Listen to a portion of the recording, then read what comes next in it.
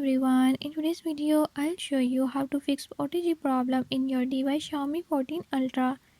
In this video I'm gonna show you how to fix this problem.